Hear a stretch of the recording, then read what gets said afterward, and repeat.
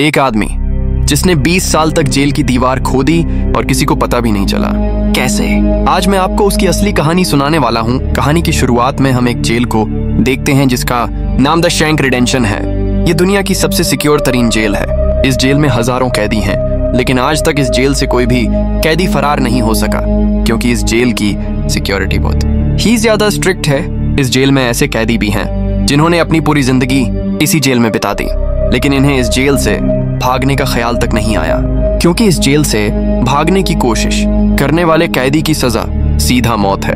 अब यहाँ scene cut होता है और हमें कोर्ट में एंडरडी नाम के एक आदमी को दिखाया जाता है, जो अमेरिका के एक बहुत ही बड़े बैंक का बैंकर है। जज उसे उसकी वाइफ और उसके लवर के मर्डर के इल्जाम में उम्र भर कैद की सजा सुनाता है, लेकिन एंडी कहता है कि मैंने ये मर्डर नहीं किए हैं। पर एंडरडी खुद को बेगुनाह साबित करने के लिए उसके पास कोई प्रूफ नहीं था, जिस वजह से कोर्ट का जज एंडरडी को उम्र भर कैद के लिए दुनिया की सबसे सिक्योर जेल दी शाउशंक रिडेंशन भेज देता है एंडरडी के साथ। और भी कई सारे कैदी होते हैं, और जब इन कैदियों को जेल के अंदर लाया जाता है तब जेल के अंदर मौजूद बाकी कैदी आपस में शर्त लगाते हैं कि आज रात इन नए आने वाले कैदियों में से कौन सा कैदी रोएगा, और इसके लिए ये लोग एक डिब्बी सिगरेट की शर्त लगाते हैं। ये लोग बाहर लाइन से खड़े नए आने वाले कैदियों में से एक एक कैदी को चुन लेते हैं। तब रेड नाम का एक कैदी एंडी पर दांव लगाता है, क्योंकि उसे लगता है कि एंडी बहुत ही मासूम है और वह बहुत ही अमीर घर का है, जिसने कभी तकलीफ नहीं झेली। इसलिए उसे लगता है कि वो आज रात सबसे पहले रोएगा। इसके बाद सभी कैदियों को लाइन से जेल के अंदर लाया जाता है और हर एक कैदी को उसके सेल में बंद कर दिया जाता है। कुछ देर बाद रात हो जाती है और तब पुराने कैदी नए आने वाले कैदियों पर चिल्लाने लगते हैं ताकि उनमें से कोई डर जाए और रोने लगे, और ऐसा ही होता है। इन नए आने वाले कैदियों में से एक कैदी फूट फूट कर रोने लगता है और कहता है कि मुझे घर जाना है। तब वहां गार्ड आते हैं और उसे रोने से मना करते हैं, लेकिन जब वह आदमी रोना बंद नहीं करता तब गार्ड उसे सेल से बाहर निकालकर इतना पीटते हैं कि वह बेहोश हो जाता है। दूसरी तरफ रेड एंडरडी पर लगाया हुआ दांव हार जाता है और रेड समझ जाता है कि एंडरडी बहुत ही स्ट्रांग है, क्योंकि इतना डराने के बावजूद उसने एक आवाज तक नहीं की। इसीलिए अगले दिन रेड अपने साथी को सिगरेट का एक डिब्बा दे देता है, क्योंकि रेड एंडरडी पर लगाया हुआ दांव हार चुका था। तभी हम एंडरडी को देखते हैं जो अकेला चुपचाप ब्रेकफास्ट कर रहा होता है। तब एंडरडी की मुलाकात जेल के सबसे पुराने कैदी ब्रुक्स से होती है।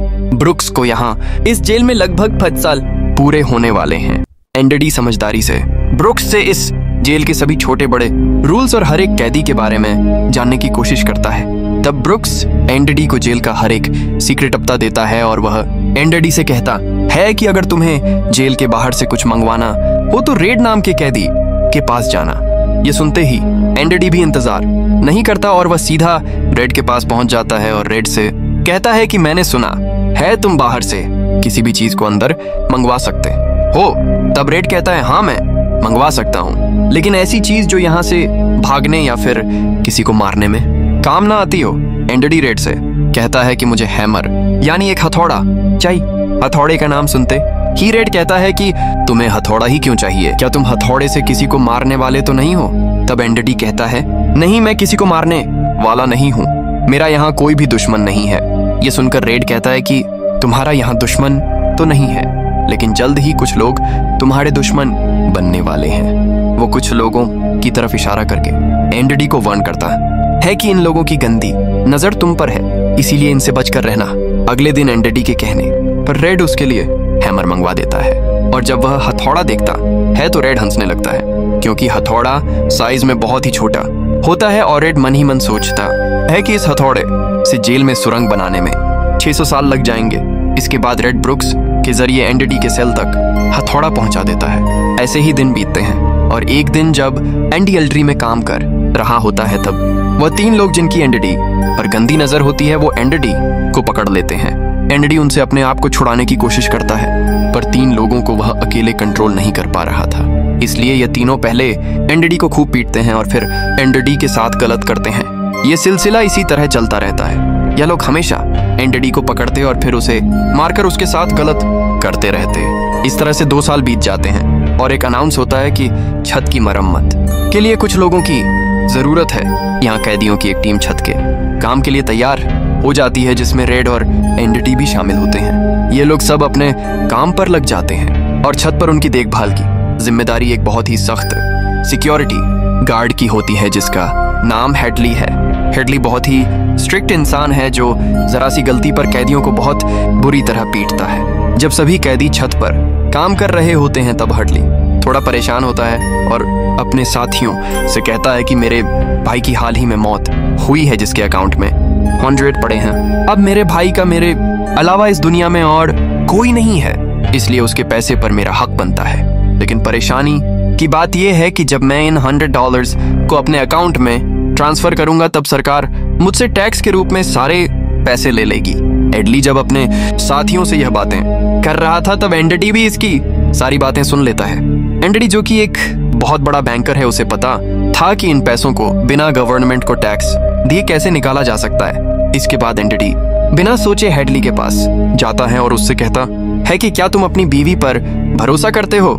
ये बात सुनते ही हेडली को गुस्सा आ जाता है और वह एनडीटी को पकड़कर छत के किनारे ले जाता है, लेकिन उसे नीचे फेंकने से पहले एनडीटी उसे बताता है अगर तुम अपनी बीवी पर भरोसा करते हो कि वह तुम्हें धोखा नहीं देगी तो तुम आसानी से अपने भाई के पैसे अपनी वाइफ के अकाउंट में ट्रांसफर कर सकते हो, वह भी बिना टैक्स दिए, क्योंकि गवर्नमेंट का एक रूल है कि कोई भी इंसान अपनी पत्नी को पूरे जीवन में $1000 तक गिफ्ट कर सकता है और इन पैसों पर कोई टैक्स नहीं लगता। और एनडीटी यह भी कहता है कि अगर तुम बाहर से किसी लॉयर को रखोगे तो वह तुमसे बहुत ज्यादा पैसे चार्ज करेगा, लेकिन मैं यह काम तुम्हारे लिए फ्री में कर सकता हूँ। तब हेडली पूछता है बदले में तुम्हें क्या चाहिए। इस पर एनडीटी मुस्कुराते हुए कहता है मुझे कुछ नहीं चाहिए, जब तुम्हारा काम हो जाए तुम बस मेरे सारे दोस्तों को बियर पिला देना। और अगले दिन सभी कैदी छत पर बैठकर बियर का मजा ले रहे होते हैं, यानी एनडीटी ने हेडली का काम कर दिया था। लेकिन एनडी बियर नहीं पीता, वह एक कोने में बैठकर सभी को बियर पीते देखकर खुश होता है। एनडीटी के साथी भी उससे बहुत खुश होते हैं क्योंकि जेल में बियर पीना ऑलमोस्ट इम्पॉसिबल था, लेकिन एनडीटी की वजह से उनकी यह इच्छा पूरी हुई। फिर समय ऐसे ही बीतता है और एनडीटी और रेड की दोस्ती गहरी हो जाती है। कुछ दिन बाद जेल में सभी कैदियों को फिल्म दिखाई जाती है और सभी लोग रीटा हेवर्थ की फिल्म देख रहे होते हैं।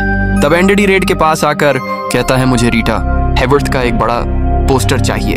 एनडीटी रेड से इसलिए पोस्टर मांगता है क्योंकि पूरे जेल में एक रेड ही था जो बाहर से किसी भी चीज को मंगवा सकता था।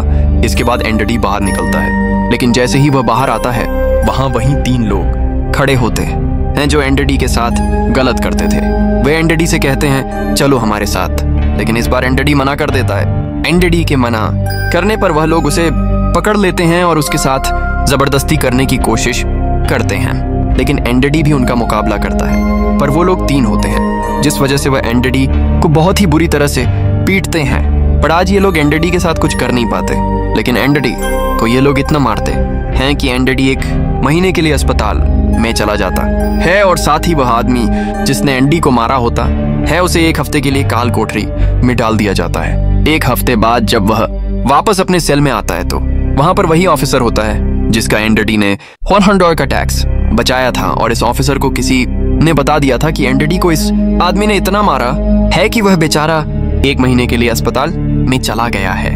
अब यहाँ वो ऑफिसर उस आदमी को इतनी बुरी तरह से मारता है कि वो हमेशा के लिए पैरालाइज हो जाता है। 1 महीने बाद जब अस्पताल से एनडीटी वापस अपने सेल में आता है तब उसे अपने सेल में रीटा हेवर्थ का एक बड़ा पोस्टर मिलता है जो कि असल में एक वेलकम गिफ्ट होता है रेड की तरफ से। इस तरह से दिन गुजरते हैं और एक दिन जेल का वार्डन सिक्योरिटी गार्ड के साथ एनडीटी के सेल में आता है और उसके सेल की तलाशी करवाता है। सेल की चेकिंग लेने के बाद जब वार्डन को कुछ नहीं मिलता तब वार्डन की नजर सामने लगे पोस्टर पर पड़ती है। वार्डन कहता है कि वैसे तो मैं सेल में पोस्टर अलाउ नहीं करता, पर तुम इसे अपने सेल में लगा सकते हो। दरअसल तलाशी तो एक बहाना होता है। वार्डन को इस ऑफिसर ने बताया था कि किस तरह से एनडीटी ने उसका $100 का टैक्स बचाया, इसीलिए वार्डन अपने फायदे के लिए एनडी से मिलना चाहता था। एनडीटी के हाथ में बाइबल होती है जिसे वह ले लेता है और बाइबल को लेकर वह यहाँ से निकल जाता है। पर कुछ ही दूर जाने के बाद वह वापस लौट कर आता है और उसके हाथ में जो एनडीटी की बाइबल होती है वह उसे लौटाते हुए कहता है कि मुक्ति इसी में है। अगले दिन वार्डन एनडीटी को अपने ऑफिस में बुलाता है और कहता है कि तुम्हारे जैसे इंटेलिजेंट आदमी को जेल की सलाखों के पीछे नहीं रहना चाहिए। इसलिए वार्डन एंडडी को लाइब्रेरी का असिस्टेंट बना देता है। लाइब्रेरी में वही बुक्स नाम का बूढ़ा आदमी होता है जो कई सालों से लाइब्रेरी संभाल रहा है। तभी वह ऑफिसर जिसके लिए एंडडी ने $10 बचाए थे, वह एक दूसरे ऑफिसर को एंडडी के पास लेकर आता है। असल में उसे ITR का मसला था, जिसे कुछ ही मिनटों में एंडडी भर देता है, जिस वजह से पूरे जेल में एंडडी के चर्चे होने लगते हैं। जैसे जैसे साल बीतते हैं, एंडडी के पास काम बढ़ता चला जाता है, जिस वजह से एंडडी को अपने पास एक असिस्टेंट की जरूरत पड़ती है और वह अपना असिस्टेंट अपने सबसे अच्छे दोस्त रेड को बनाता है। एक दिन लाइब्रेरी में ब्रुक्स एक कैदी के गले पर चाकू रख देता है और वह उसे बिना वजह मारने की धमकी देता है। असल में सरकार ने उसकी सजा माफ कर दी है, पर वो इस जेल को छोड़कर नहीं जाना चाहता। आज उसे इस जेल में पूरे 50 साल हो चुके हैं। उसकी पूरी जिंदगी इसी जेल में बीत गई है और वह बिल्कुल भूल चुका है कि बाहर की दुनिया कैसी है। ये जेल की दुनिया ही उसकी असली दुनिया है और उसे लगता है कि अगर उसने किसी का खून कर दिया तो उसकी सजा बढ़ जाएगी और उसे इसी जेल में रखा जाएगा। एंडडी के समझाने पर ब्रुक्स उस आदमी को जिसकी गर्दन पर उसने चाकू रखा था छोड़ देता है। अब ना चाहते हुए भी ब्रुक्स जब जेल से छूटने के बाद बाहर आता है तो उसे बाहर की दुनिया बहुत अजीब लगती है। 50 सालों में बाहर की दुनिया की रफ्तार काफी ज्यादा बढ़ गई होती है। जहां सड़क पर पहले एक गाड़ी दिखती थी, अब सड़कों पर गाड़ियों की भीड़ है। कुछ दिन बाद वह एक सुपर मार्केट में काम करने लगता है, लेकिन उसका बाहर की दुनिया में बिल्कुल भी मन नहीं लगता। उसे बार बार जेल की याद आती है और वह जेल में वापस आना चाहता है। इसीलिए वह कभी कभी सोचता है कि वह कोई क्राइम करे ताकि वह फिर से इस जेल में जा सके। लेकिन ब्रुक्स इस उम्र में कोई भी क्राइम नहीं करना चाहता था और इस भीड़ भाड़ वाली तेज रफ्तार वाली जिंदगी में ब्रुक्स सरवाइव नहीं कर पाता और अपनी जान दे देता है। मरने से पहले वह जेल में अपने साथियों के नाम एक खत लिखता है, जिसे पढ़ते हुए सभी बहुत ज्यादा इमोशनल हो जाते हैं। वहीं हमें जेल दिखाई जाती है जहां पर वार्डन एक नया प्रोग्राम शुरू करता है। इस प्रोग्राम में जेल की कैदियों को बाहर ले जाकर काम करवाया जाएगा ताकि उन्हें पता चल सके कि मेहनत से पैसे कैसे कमाए जाते हैं, और कैदी भी इस काम के लिए मान जाते हैं क्योंकि वह सब भी बाहर की हवा खाना चाहते थे। और इस तरह से वार्डन इन कैदियों से काम लेता है। पर इस प्रोजेक्ट के जरिए वार्डन को बहुत सारे कॉन्ट्रैक्ट मिल जाते हैं क्योंकि जेल के कैदियों की लेबर बहुत सस्ती होती है और जो बाहर की लोकल कंस्ट्रक्शन लेबर की टीम होती है उन्हें कहीं पर भी काम नहीं मिलता, क्योंकि वार्डन उनका काम आधी कीमत पर अपने कैदियों से करवाता है। और वार्डन आधी कीमत पर काम इसलिए करता है क्योंकि कैदी कोई लेबर तो थे नहीं जिनको वार्डन दिहाड़ी दे पाता। इसीलिए वार्डन फ्री में कैदियों से काम करवाकर बहुत सारा पैसा कमाने लगता है और उसका यह पैसा ब्लैक का होता है। लेकिन एंडी एक बैंकर होने की वजह से वार्डन का सारा ब्लैक मनी व्हाइट में बदल देता है। दरअसल एंडी इन पैसों को एक ऐसे आदमी के नाम पर जमा करता है जो इस दुनिया में है ही नहीं, और वह उसके अकाउंट में सारा पैसा ट्रांसफर कर देता है ताकि अगर कल को पुलिस को पता भी चल जाए तो पुलिस एक ऐसे आदमी को ढूंढ रही होगी जो इस दुनिया में कभी पैदा ही नहीं हुआ। अब यहाँ जेल में एक नया कैदी आता है जिसका नाम टॉमी है। टॉमी बहुत यंग होता है और वह इस छोटी सी उम्र में कई सारी जेलों में जा चुका है। टॉमी एक बहुत ही फ्रेंडली नेचर का था, इसलिए उसकी जल्द ही जेल में बहुत से कैदियों से दोस्ती हो जाती है। एक दिन खाने की टेबल पर टॉमी सबसे कहता है कि मैं पिछले कई सालों से चोरी कर रहा हूँ, इसलिए मैं यहाँ की कई सारी जेलों में जा चुका हूँ और इस बार भी मैं चोरी की वजह से इस जेल में आया हूँ। टॉमी की बात सुनते हुए एंडी उसे कहता है कि अगर तुम चोरी करने के बाद बार बार पकड़े जा रहे हो तो इसका मतलब ये है कि यह काम तुम पर सूट नहीं करता, इसलिए तुम्हें चोरी करना छोड़ देना चाहिए। टॉमी को एंडी की यह बात बिल्कुल ठीक लगती है, इसलिए टॉमी रेड से एंडी के बारे में जानकारी लेने लगता है। टॉमी रेड से कहता है कि एंडी बहुत ही इंटेलिजेंट और डिसेंट इंसान है, उसे जेल क्यों हुई है। रेड उसे बताता है कि एंडी एक बहुत बड़ा बैंकर था, लेकिन उसने अपनी वाइफ और उसके लवर का कत्ल किया, जिस वजह से उसे उम्र भर कैद हुई। यह सुनकर टॉमी सोच में पड़ जाता है, जैसे उसे कुछ याद आया हो। उसके बाद वह एंडी को बुला लेता है। अब टॉमी के सामने एंडी और रेड होते हैं। टॉमी इन दोनों को बताता है कि 4 साल पहले मैं एक जेल में गया था, जहां पर मुझे एक कैदी मिला और उस कैदी ने मुझे बताया कि एक रात वह एक घर में चोरी करने गया। चोरी के दौरान उस घर का मालिक जाग गया। अब पकड़े जाने के डर से उसने उस घर के मालिक और उसकी पत्नी को मार डाला। बाद में उसे पता चला कि वह दोनों पति पत्नी नहीं थे बल्कि लवर थे, और वह औरत एक बहुत बड़े बैंकर की पत्नी थी। कुछ समय बाद जब मैंने अखबार में न्यूज पढ़ी तो मुझे पता चला कि पुलिस ने जब इन 2 मर्डर्स के बारे में जांच की तो पुलिस को शक हुआ कि इन दोनों को बैंकर ने मारा है। इसलिए बैंकर को उसकी पत्नी और उसकी पत्नी के लवर के हत्या के इल्जाम में गिरफ्तार कर लिया गया। यहाँ हमें पता चलता है कि एंडडी बेगुनाह था। ये सब जानने के बाद एंडडी वार्डन के पास जाता है और उसे ये सारी बातें बताता है, पर वार्डन जानबूझकर उसकी बातों पर विश्वास नहीं करता, क्योंकि एंडडी वह इंसान है जो उसके काले पैसों को वाइट में बदलता है और वार्डन के सारे राज जानता है। इसलिए अगर एंडडी यहाँ से चला गया तो वार्डन ना तो और पैसे कमा पाएगा और शायद उसके ब्लैक पैसों का राज भी खुल जाएगा। इसलिए वह एंडडी से कहता है कि यह एक झूठी कहानी है, मुझे ऐसी कहानियां रोज सुनने को मिलती हैं। एंडडी वार्डन से वादा करता है कि अगर मैं आजाद भी हो गया तो मैं तुम्हारा राज ही रखूंगा, लेकिन वार्डन एंडडी की कोई भी बात नहीं सुनता। ये देखकर एंडडी को बहुत गुस्सा आता है कि मैंने इस आदमी की इतनी मदद की, लेकिन आज बेगुनाह होने के बावजूद भी मुझे ये बाहर नहीं जाने दे रहा। इसलिए एंडडी वार्डन पर चिल्ला पड़ता है। तब वार्डन एंडडी को 1 महीने के लिए काल कोठरी में डाल देता है और उसके बाद वह सीधे टॉमी के पास जाता है और वार्डन टॉमी से पूछता है कि क्या तुमने जो बातें एंडडी को बताई हैं वह सारी सच है? टॉमी कहता है हाँ ये बिल्कुल सच है। इसके बाद वह टॉमी से कहता है कि क्या अगर तुम्हें कोर्ट में बुलाया जाए तो तुम कोर्ट में इस बात की गवाही दे सकते हो।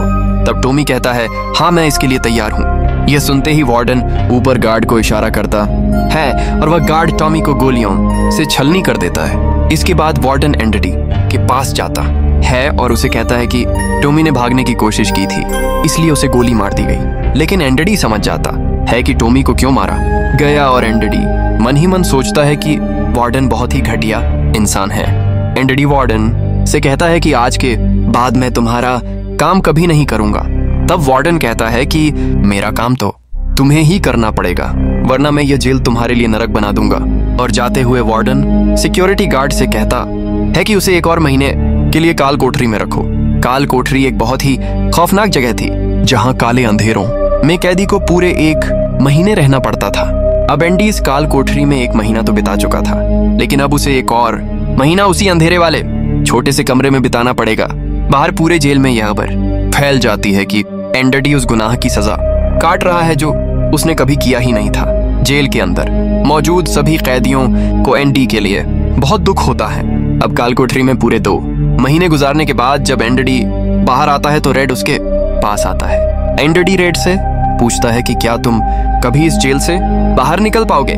रेड कहता है हाँ, लेकिन तब जब मैं बहुत बूढ़ा हो गया होऊंगा और मेरा दिमाग काम करना बंद कर देगा। एंडडी कहता है कि मैं यहाँ से निकलकर मेक्सिको जाऊंगा। मेक्सिको में समुद्र किनारे एक बहुत खूबसूरत जगह है। कहा जाता है कि इंसान अपने आप को वहाँ खो देता है। मैं वहाँ अपना एक रेस्टोरेंट खोलूंगा, समुद्र किनारे अपनी नाव की रिपेयर करूंगा और वहाँ मुझे एक जुगाड़ी आदमी की जरूरत पड़ेगी जो मेरे लिए बाहर से सामान लाया करेगा। असल में वह रेड की तरफ इशारा कर रहा था। रेड ये सुनकर कहता है कि उम्मीद बहुत खतरनाक चीज होती है, ये इंसान को पागल तक कर देती है। तुम्हें सच्चाई की दुनिया में वापस लौटना होगा। मेक्सिको यहाँ से बहुत दूर है। ये कहकर रेड वहाँ से जाने लगता है, लेकिन जाने से पहले एंडडी रेड से कहता है कि वादा करो कि अगर तुम कभी यहाँ से रिहा हुए तो मेरा एक काम करोगे। रेड कहता है हाँ मैं जरूर करूंगा। तब एंडडी रेड को एक एड्रेस बताता है और कहता है कि जब भी तुम यहाँ से छूट जाओ तो उस जगह जाना जहाँ एक बड़े मैदान के बीच एक खूबसूरत पेड़ है। उसी पेड़ के नीचे मैंने अपनी वाइफ को प्रपोज किया था। वह रेड से कहता है कि उसी पेड़ के नीचे एक दीवार के अंदर तुम्हें काले रंग का पत्थर मिलेगा जिसके नीचे मैंने एक बॉक्स छिपाया है, और जब भी तुम रिहा हो जाओगे तो वहां जाकर उस पत्थर के नीचे उस बॉक्स को देखना कि उसमें क्या है। ये कहकर एंडडी वहां से चला जाता है और सीधा वार्डन के पास पहुंचता है। वह वार्डन का काम पूरा करके उसके सारे डॉक्यूमेंट्स एक खास तिजोरी में रखता है। डॉक्यूमेंट्स रखने के बाद वार्डन एंडडी को अपने कपड़े देता है। वह एंडडी से कहता है कि मेरे कपड़े प्रेस करवा देना और मेरे जूतों को शीशे की तरह चमका देना, जिसके बाद एंडडी वापस अपने सेल में आ जाता है। वहीं दूसरी तरफ रेड आज रात बहुत परेशान होता है क्योंकि उसे डर था कि एंडडी कहीं खुद को मार ना दे। इस तरह से रात गुजर जाती है और सुबह होती है। सुबह होते ही सभी कैदियों के सेल के दरवाजे खुल जाते हैं और सभी कैदी बाहर आ जाते हैं, लेकिन एंडडी सेल से बाहर नहीं आता। ये पिछले 20 सालों में पहली बार ऐसा हो रहा था कि कोई कैदी सुबह अपने सेल से बाहर नहीं आया। तब रेड की नजर भी एंडेडी के सेल की तरफ होती है और रेड की परेशानी बढ़ती रहती है कि कहीं एंडेडी ने खुद को मार तो नहीं दिया।